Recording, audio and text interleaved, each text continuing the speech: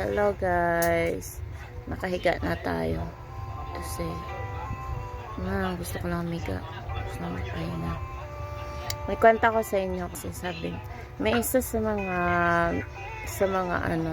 kakilala ko na kung ano-ano kasing ginagawa ko, nakikita niya, nagla-live ako sa TikTok, nagla-live ako sa Bigo, ganyan, nagla-live ako sa Popo. Sabi niya, ang tiyaga ko daw, sobrang tiyaga ko daw, ganyan.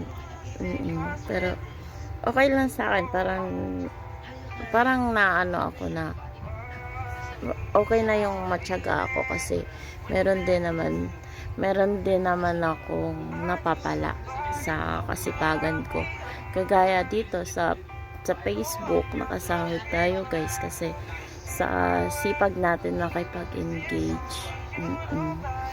So yun, sobrang saya, parang 'di ba, meron ka ng kahit at least lang yun, 1-3 yun, parang na-experience mo na nakasahod ka sa Facebook. Ang saya-saya, 'di ba guys?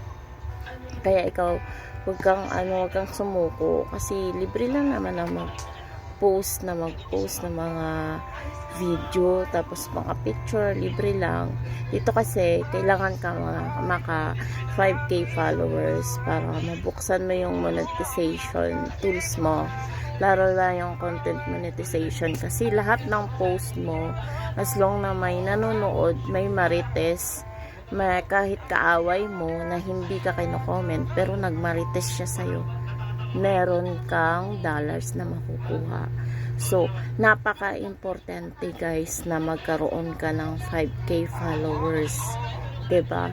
Meron akong kakilala, sekretary namin sa JNCC. Hindi siya nag-check ng kanyang monetization tools, matagal na siyang nag 5k. So nagpunta siya ng store, chinek ko yung monetization tools niya.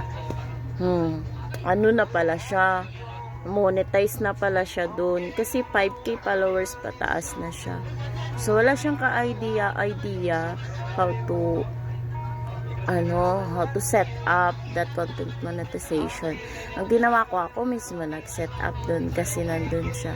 So paano kung wala ako dun, 'di ba? Paano kung hindi ko share sa kanya? So maganda din yung mag-share din tayo ng ating mga kaalaman kasi malay natin magsipag siya mag-post kagaya ko, magkakaroon din siya ng sahod dito sa Facebook.